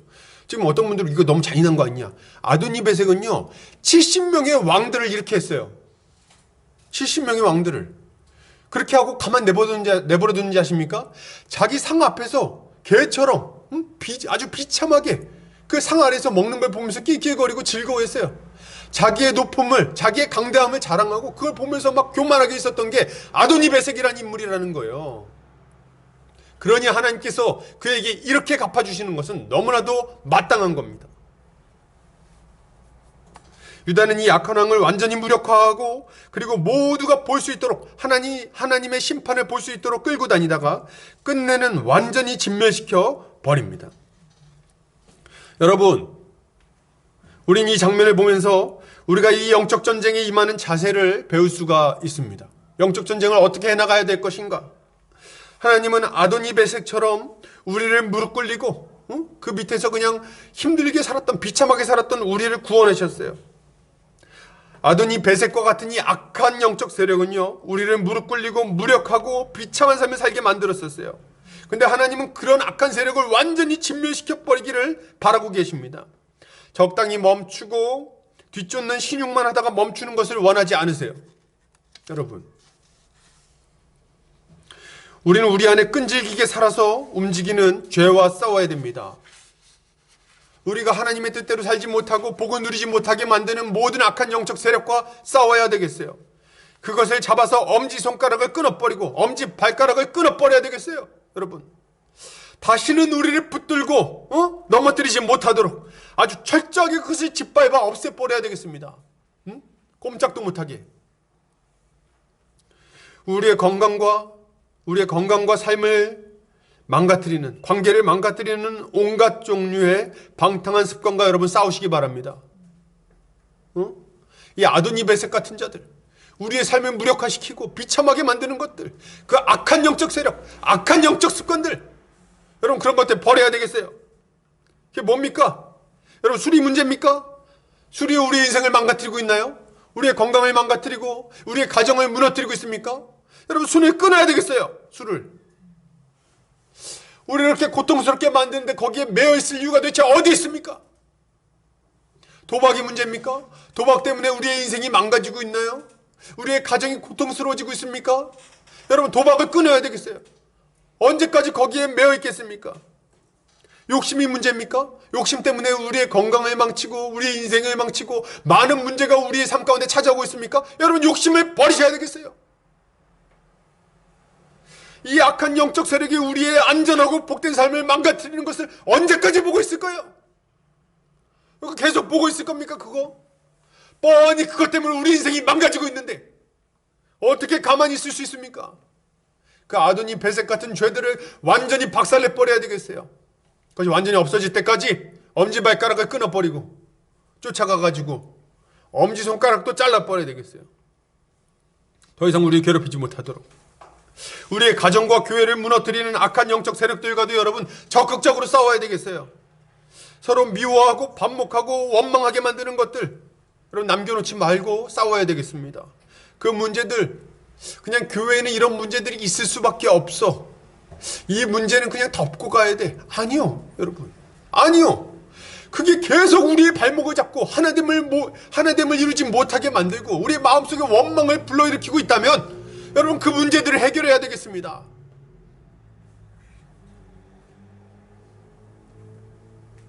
도대체 우리를 이렇게 계속해서 싸우게 만들고 교회가 반목하게 만드는 것들이 뭡니까? 돈 문제입니까? 돈 문제? 혹은 정치입니까? 정치? 정치 얘기? 우파 좌파? 혹은 뭐 옛날에 있었던 서운한 마음들인가요? 서운한 일들? 뭐가 우리 가운데 남아있는 거예요? 뭐가 우리의 하나됨을 갖지 못하도록 우리의 발가락을 자르고 있습니까? 뭐가 우리를 붙들고 있냐는 말이에요.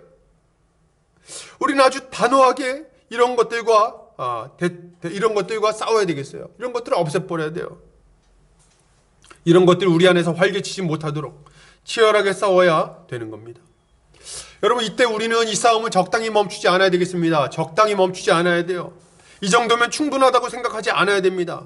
오늘 유다 자손은 베색에서 아도니 베색을 친 이후에 그의 엄지를 끊어버리고 예루살렘까지 이릅니다.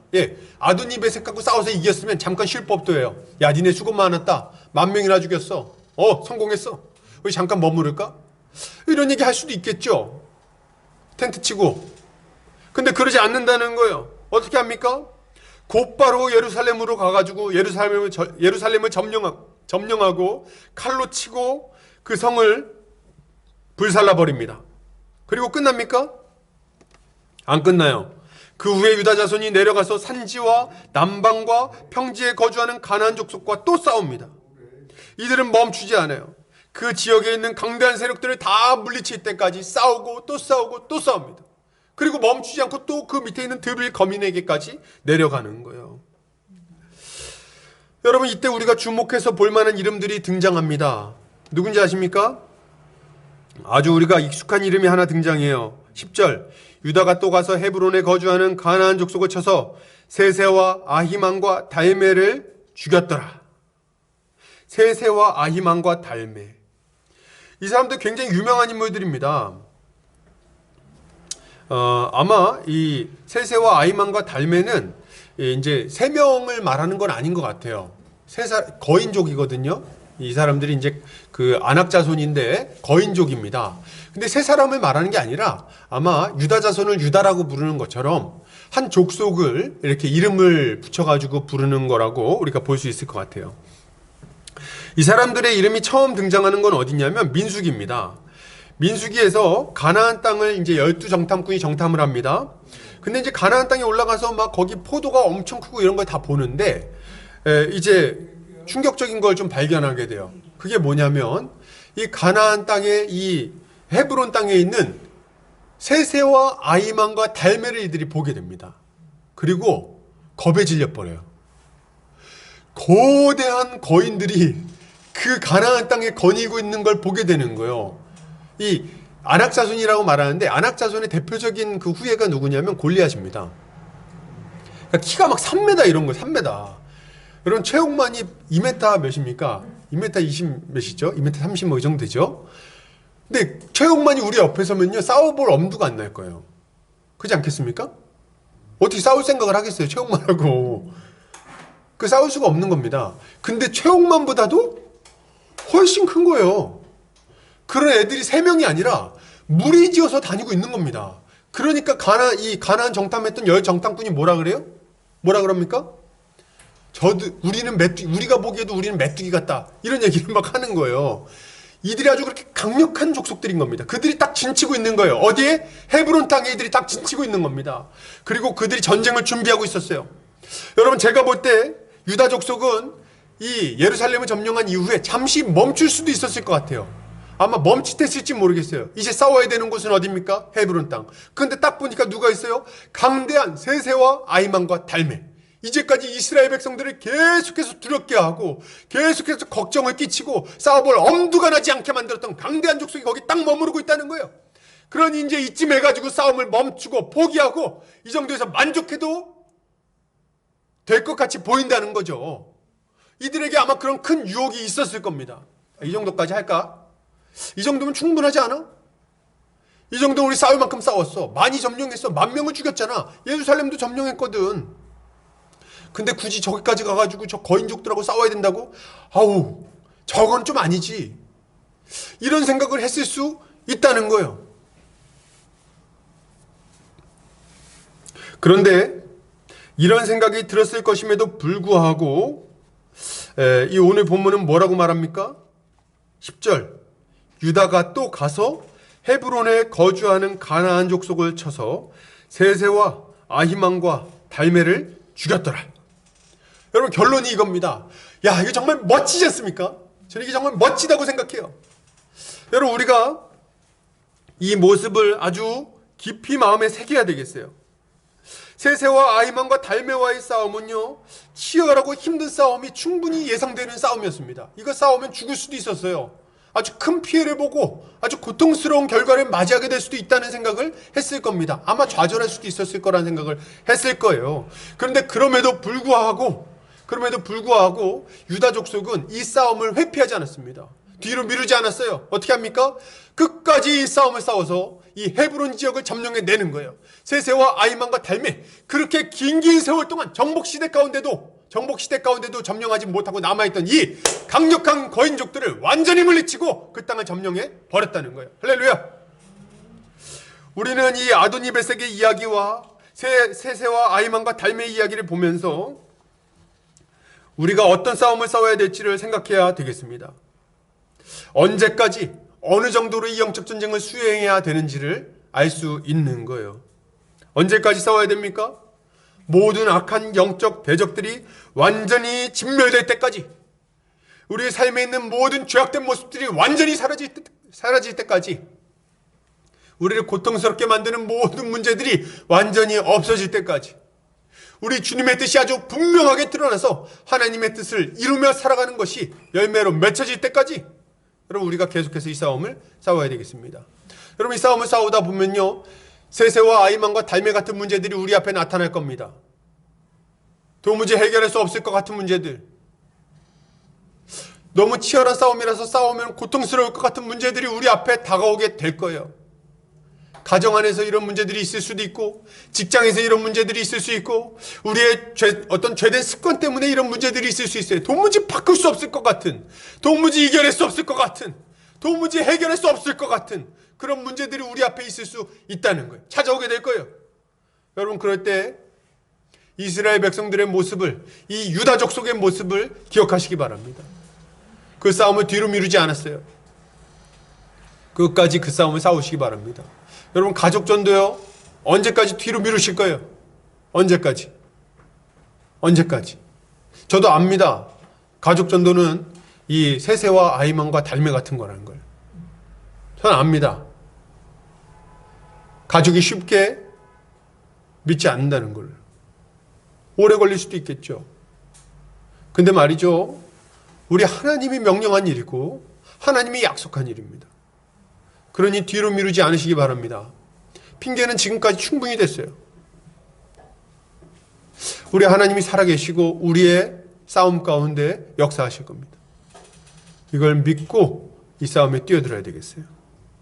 이렇게 할 때 우리 주님은 우리의 싸움을 통해서 놀라운 승리를 우리에게 허락해 주실 것입니다. 이걸 믿고 이 싸움에 임하는 우리 성도님들 되시기를 주의 이름으로 축복합니다. 마지막으로 이 싸움을 싸울 때 우리가 가져야 할 믿음이 무엇인지를 좀 살펴보기를 좀 바랍니다. 여러분, 오늘 보세요. 오늘 이제 이 마지막 부분에 아주 인상 깊은 3명의 인물이 등장합니다. 누굴까요? 첫 번째는 갈렙이고, 두 번째는 온니엘이고, 세 번째는 악사입니다. 이 세 사람을 통해서 우리가 이 영적 전쟁을 계속해서 승리하기 위해서 어떤 믿음을 가져야 할 것인지에 대해서 배울 수가 있는 거예요. 여러분, 세세와 아히만과 달메, 이 강력한 거인족이 있었음에도 불구하고 헤브론을 점령할 수 있었던 비결은 뭘까요? 그 비결은 뭐냐면, 여러분 잘 들으세요. 유다족 속의 지도자로 갈렙이 있었기 때문에 그렇습니다. 갈렙은 어떤 자입니까? 12정탐꾼 중에 한 명이었어요. 그리고 그 12정탐꾼 중에 여호수아와 갈렙이 두 사람만이 헤브론 땅에 있는 거인족을 보고도 하나님의 이름으로 싸우면 승리할 수 있다고 선포했습니다. 그들만 믿음으로 고백했어요. 그리고 왜 그들의 말이 받아들여지지 않아가지고 이 이스라엘의 이 가나안 땅 진출이 좌절되었을 때 이들은 자기들의 옷을 찢으면서 슬퍼합니다. 아마 제가 볼 때 여호수아랑 갈렙은요, 한평생 이게 그냥 마음에 남았을 거예요. 이게 아주 한이 됐을 겁니다. 아주 마음속 깊이 남아있는 이 고통스러운 기억이었을 거예요. 이 문제를 해결하지 않으면 잠을 자지 못했을 겁니다. 그래서 이 갈렙은요, 이 마지막 순간에 지금 나이가 85세거든요. 이 85세나 되어가지고 좀 더 지났을 수 있어요. 이렇게 나이가 많을 때 마지막 이 여호수아한테 이야기합니다. 이 산지를 저한테 주십시오. 헤브론 땅, 모세가 약속했던 그 땅 나에게 주십시오. 제가 나이가 많지만 제가 지금 이 땅을 점령할 수 있습니다. 하나님께서 나와 함께 하신다면 저는 이 땅을 점령할 수 있습니다. 이렇게 고백하는 걸 보게 돼요. 정말 참 놀라운 믿음이죠. 그래서 이기는 거예요. 이 믿음이 갈렙 안에 있는 겁니다. 여러분 한번 보세요. 유다 자손은 헤브론에서 멈추지 않습니다. 그들은 계속해서 전쟁을 수행해 나가는데요. 이 헤브론 땅 점령한 이후에 전쟁을 벌인 곳은 바로 드빌이라는 곳이었어요. 기랴세벨이라는 이름으로 불렸는데요. 여기는 이제 헤브론에서 약간 왼쪽 아래로 내려오면 있는 성이었습니다.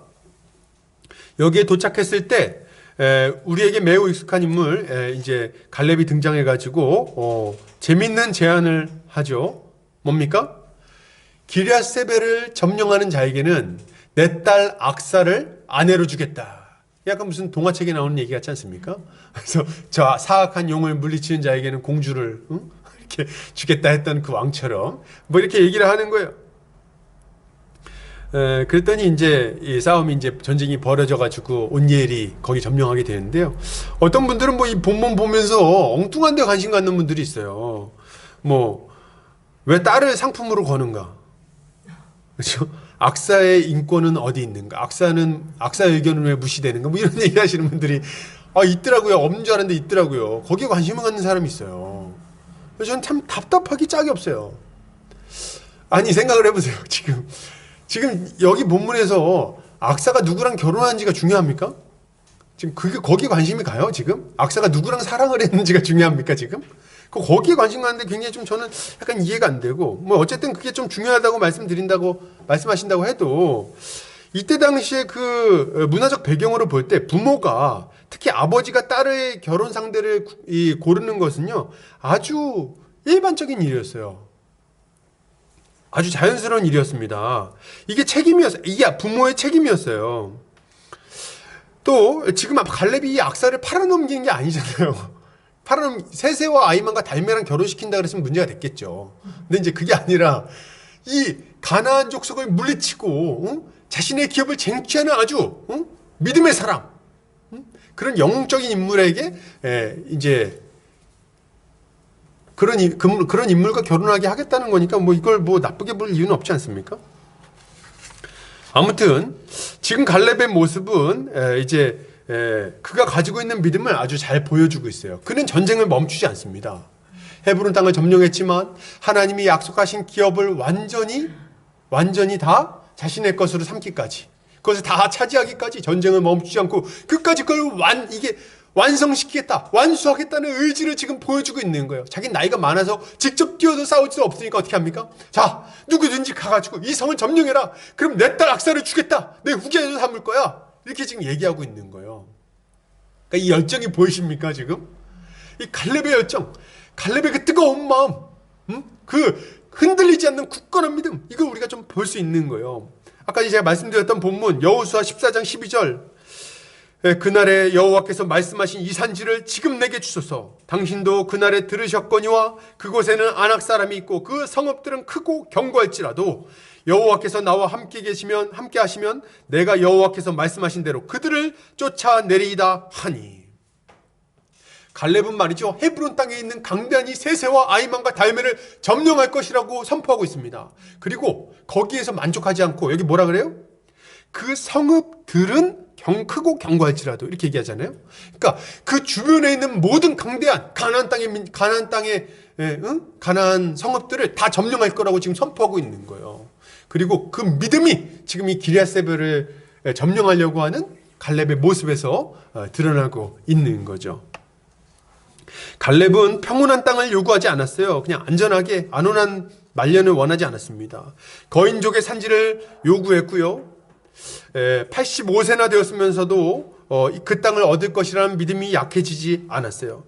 갈렙은 하나님이 함께 하시면 안악 사람들이 있고 그 성읍들이 크고 견고할지라도 능히 쫓아낼 수 있다고 믿었습니다.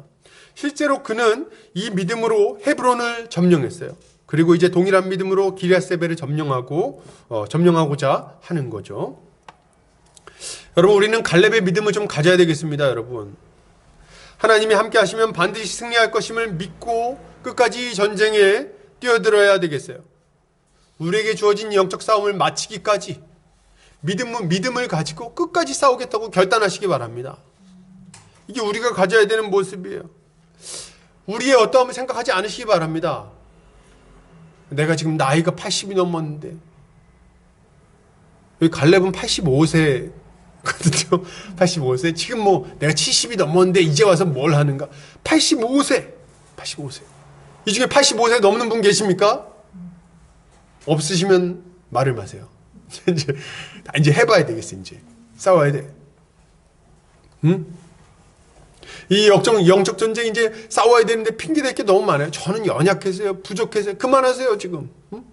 85세 된 할아버지도 나가가지고 지금 싸워가지고 그 땅을 점령하고 자기 죽기 직전까지 이 어떻게든지 간에 그 지경을 넓히고 성읍들을 점령해 나가기로 결단하고 있는 것들을 좀 보시기 바랍니다. 자기의 그 부족함을 충분히 그는 느꼈을 거예요. 이제는 손이 마음대로 안 올라가고 말도 제대로 생각처럼 안 되고 발도 생각처럼 잘 안 띄어졌을 거예요. 뻔해요, 뻔해. 관절이 아팠을 거라고. 근데 그럼에도 불구하고 뭐라고 고백합니까? 하나님이 함께 하시면 그 강대한 성읍들을 내가 점령할 수 있을 것이다. 이렇게 말하지 않습니까? 여러분, 우리의 연약함을 보지 마세요. 우리는 늘 연약했어요. 언제는 안 연약했습니까? 우리 하나님이 우리와 함께 하실 겁니다. 우리에게 승리를 주실 거예요. 그분이 약속을 주셨습니다. 그러니까 이 싸움을 싸워야 되는 거예요. 이게 우리가 가져야 되는 믿음인 거죠. 자, 그래서 이제 어떻게 됩니까? 이제 갈렙의 이런 선포를 듣고 온니엘이 등장합니다. 이제 두 번째, 이 온니엘의 믿음을 좀 살펴봤으면 좋겠어요. 그는 갈렙의 조카였는데 동생 그나스의 이 아들이었죠. 그러니까 조카의 조카. 그가 기럇세벨을 점령합니다. 그래서 이제 이걸 보면서 어떤 분들은 뭐 가족끼리 다 해먹었다 뭐 이렇게 생각하는데 이제 그게 아니라 지금 이 기럇세벨을 점령하는 거는 이거 누가 먼저 갈 거냐의 문제예요. 그냥 누가 먼저 점령하냐의 문제인 겁니다. 어떻게 보면 선착순 뭐 이런 건데 선착순이라 그러니까 그럼 그냥 먼저 달려나가 싸우면 되겠네 뭐 이렇게 생각할 수 있어요. 근데 그렇게 단순한 문제가 아닙니다. 왜냐하면 이 기럇세벨을 이 갈렙이 이렇게 딱 악사를 걸고 이거 점령하면 내가 이 악사를 주겠다 이렇게 얘기하잖아요. 그러니까 성이 만만치 않은 거예요. 이 싸움이 만만치 않은 싸움인 겁니다. 그래서 이 악사를 이 배우자를 주겠다고 약속을 하면서 이 싸움을 독려하는 거거든요. 거기 머무르고 있는 자들은 거인족이에요. 전쟁에 능한 자들입니다. 싸워서 이길 거라는 보장이 없어요. 현숙한 아내를 얻으려다가 목숨을 잃을 수 있는 거죠. 뭐 용기 있는 자가 미인을 얻나요? 근데 어쨌든 간에 지금 이 싸움은 그냥 진짜 아주 허망하게 죽을 수도 있는, 사실 선착순이니까 제일 먼저 앞장서가지고 깃발 꽂아야 될 거 아닙니까? 점령하려면. 근데 그렇게 가다가 제일 먼저 칼 맞아 죽을 수도 있는 거예요. 그죠?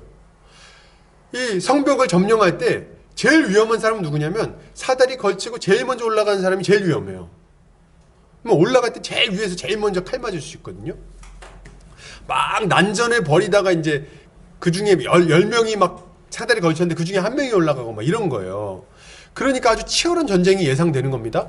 근데 이런 치열한 전쟁이 예상됨에도 불구하고 온니엘이 어떻게 했다는 겁니까? 뒤로 물러나지 않고 기꺼이 전쟁에 참여해서 적극적으로 그 땅을 쟁취해냈다는 거예요. 이 싸움을 싸워서 그 싸움을 싸운 결과 이 성을 점령해냈다는 겁니다. 이게 지금 결과예요. 이 온니엘은요, 적당히 뒤로 빼서 눈치를 보면서 이 적당한 선에서 이제 만족하고 멈추지 않았어요. 그는 용감하게 앞장섰고요, 적극적으로 기럇세벨과 전쟁을 벌였고 결국에는 그 성을 점령해냈어요. 이 온니엘의 믿음을 우리가 가져야 된다는 거죠. 온니엘은 적극적으로 자신의 기업을 쟁취하지 않았습니까?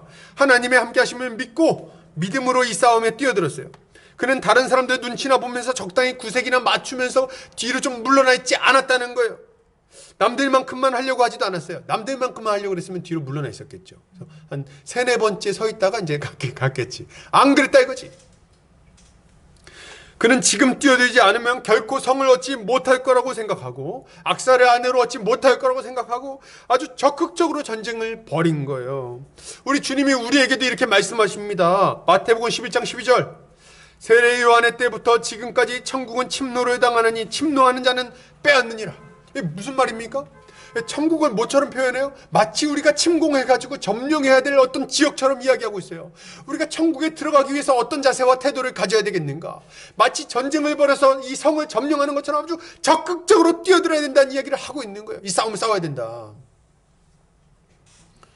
여러분 뒤로 엉덩이 빼고 적당히 눈치 보면서 그냥 보조나 맞춰가면서 이렇게 싸워가지고 점령할 수 있다고 말하지 않는다는 거예요.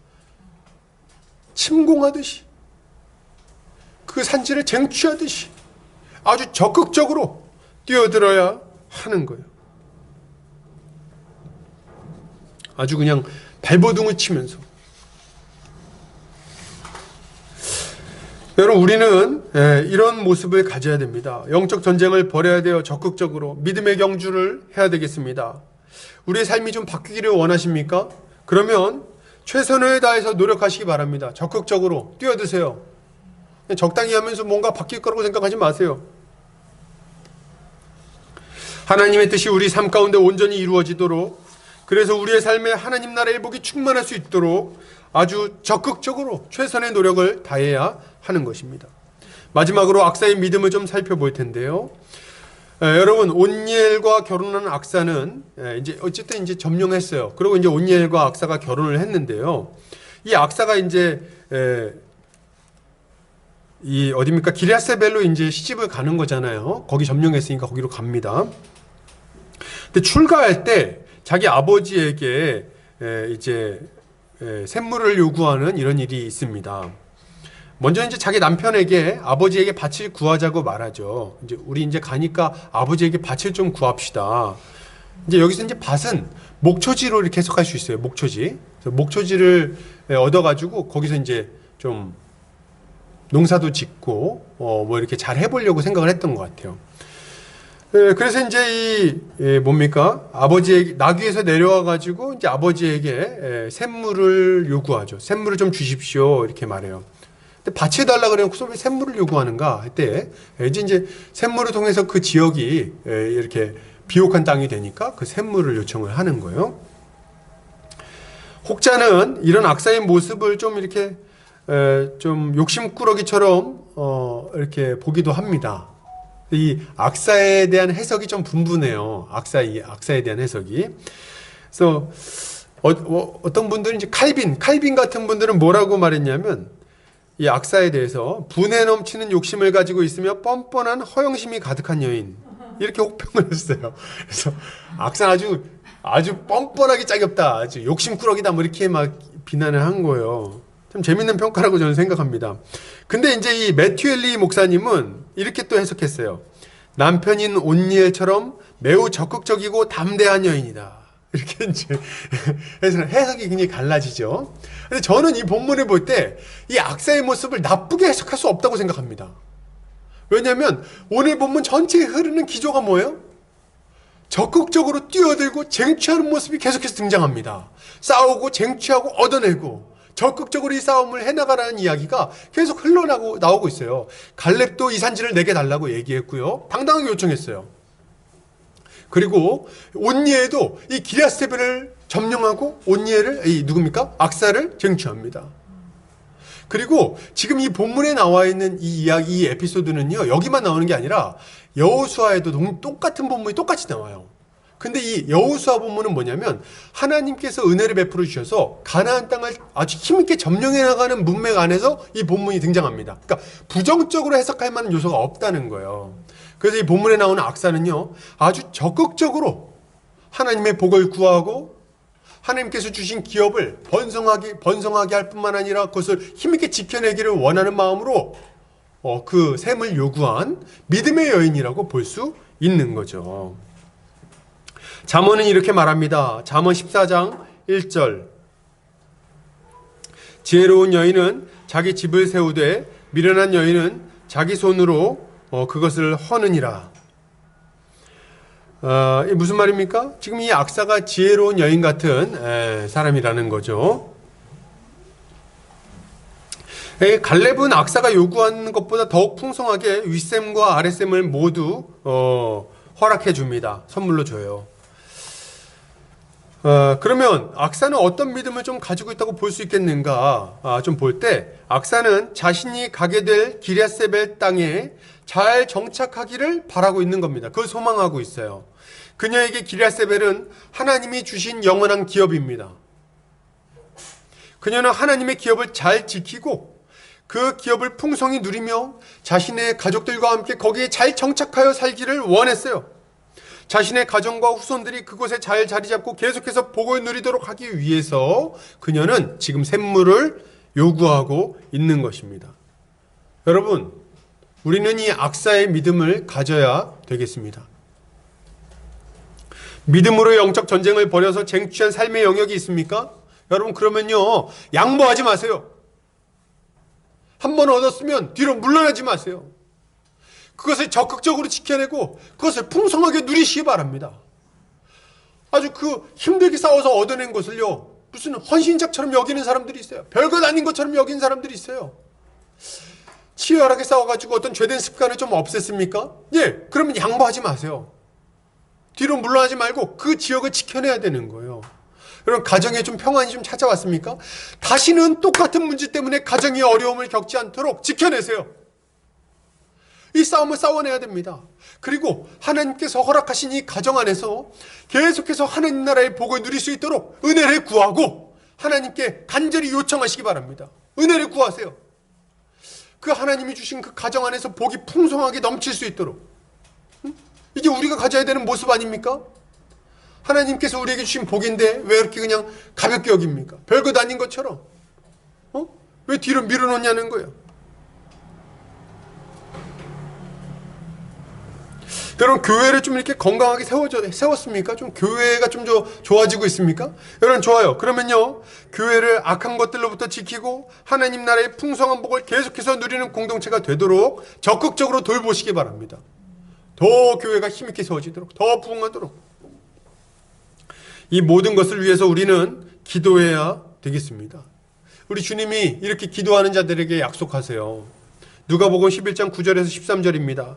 내가 또 너희에게 이르노니 구하라 그리하면 너희에게 주실 것이요 찾으라 그러면 찾아낼 것이요 문을 두드리라 그러면 너희에게 열릴 것이니 구하는 이마다 받을 것이요 찾는 이는 찾아낼 것이요 두드리는 이에게는 열릴 것이니라.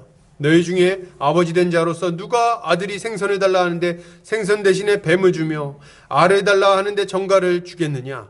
너희가 악할지라도 좋은 것을 자식에게 줄 알거든 하물며 너희 하늘 아버지께서 구하는 자에게 성령을 주시지 않겠느냐 하시니라. 아멘.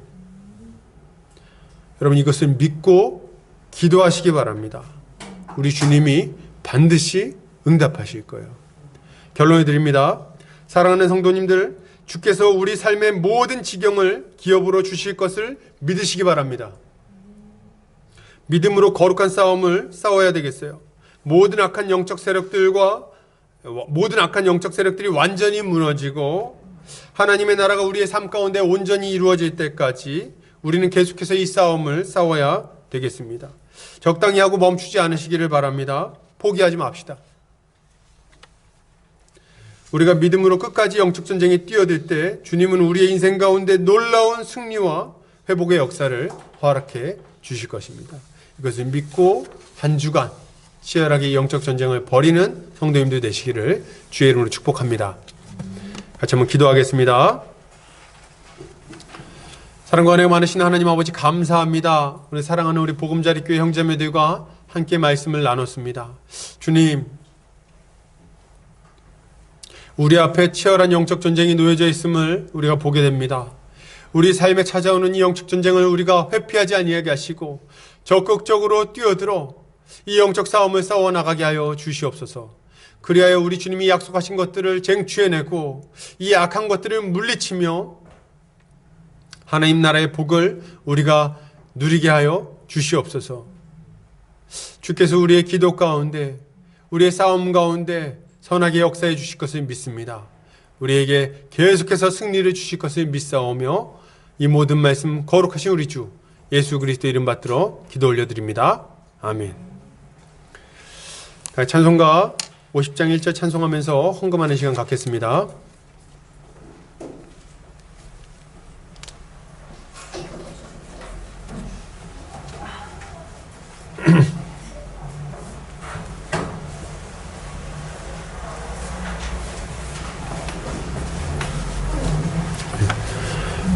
같이 찬양하겠습니다. 내게 있는 모든 것을 아낌없이 드리네. 사랑하고 의지하며 주만 따라 살리라. 주께 드리네. 주께 드리네. 사랑하는 구주 앞에 모두 드리네. 아멘. 기도합니다. 사랑과 은혜가 많으신 하나님 아버지 감사합니다. 주님 이 시간 우리의 마음과 우리의 물질과 우리의 인생을 주님 앞에 올려드립니다. 주님 받으시고 주님 마음껏 사용하셔서 주의 몸된 교회가 힘있게 세워지게 하여 주시옵소서. 주님 아버지 우리가 한평생 살아갈 때에 돈 때문에 울고 웃고 고통받지 않도록 주님 우리를 불쌍히 여겨주시고 우리 인생 가운데 주의 은혜를 베풀어 주시옵소서. 우리 주님의 공급하심으로 말미암아 자족하며 살게 하여 주시고 그리고 주님이 넉넉히 공급해 주신 것들 우리가 우리 이웃을 위하여 적극적으로 사용하는 삶을 살게 하여 주시옵소서. 주께서 우리에게 이러한 힘을 이러한 지혜를 주시기를 원합니다. 주님 우리 성도들의 믿음을 위하여 기도합니다. 우리 성도들 한평생 살아갈 때에 주님 믿음으로 살게 하여 주시옵소서. 지금 어려운 시기입니다. 믿음이 약해질 수 있는 이런 시기에 이들이 믿음이 약해지지 아니하고 도리어 더욱더 견고한 믿음으로 세워질 수 있도록 주여 복을 내려 주시옵소서. 날마다 더 힘있게 세워지게 하여 주시옵소서. 주님 뒤로 물러가는 자들이 아니라 도리어 앞으로 나아가 쟁취하는 자들 되게 하여 주시옵소서. 가족들 가운데 믿지 아니하는 영혼들 혹시 있습니까? 주여 아버지 불쌍히 여겨주시고 그들이 예수를 믿어 영생에 이르는 역사를 허락하여 주시옵소서. 가정의 치경이 넓어지게 하여 주시옵소서. 또한 아버지 우리 가운데 혹시 몸이 연약한 자들이 있습니까? 이 몸의 연약함 때문에 건강의 문제 때문에 낙심하고 정말 주님 앞에 온전히 헌신하지 못한 자들이 있다면 불쌍히 여겨주시고 그들의 건강을 온전히 회복시켜 주시옵소서. 우리 성도들과 그 성도들 가정 가운데 있는 모든 주님 병마가 떠나가게 하여 주시고 주님 그들이 온전한 몸으로 건강한 몸으로 하나님께 영광을 여드릴 수 있도록 주여 복을 내려 주시옵소서. 주님 아버지 그리고 우리 성도들 여러 가지 기도의 제목들을 주님 앞에 기도하고 있습니다. 주님 아버지 가정의 여러 문제들과 재정적인 문제들과 또 아버지 진로의 문제와 또 인간관계의 문제들로 직장의 문제들로 고민하고 있사오니 주여 아버지 이들의 모든 기도의 제목들 가운데 주님께서 세심하게 응답하여 주시기를 원합니다. 살아계신 하나님 이들의 모든 기도 가운데 선하게 역사하셔서 하나님 살아계시고 우리의 기도 가운데 응답하시는 분이심을 알게 하여 주시옵소서. 주님 아직 어린 영혼들 불쌍히 여겨주시고 어려서부터 하나님의 말씀으로 잘 양육받아 다음 세대를 감당할 만한 귀한 일꾼들로 다 성장하게 하여 주시옵소서. 이제는 예수 그리스도의 은혜와 하나님 아버지의 극진하신 사랑하심과 성령의 감화감동 교통인도 충만하신 은혜가 이제 우리 앞에 놓여진 영적 싸움을 치열하게 싸우며 끝까지 싸움을 승리로 이끌기를 원하는 우리 주님을 의지하여 승리하기를 원하는 모든 성도들 머리 위에 이 보금자리 교회 위에 이제로부터 영원까지 함께 있을지어다. 아멘.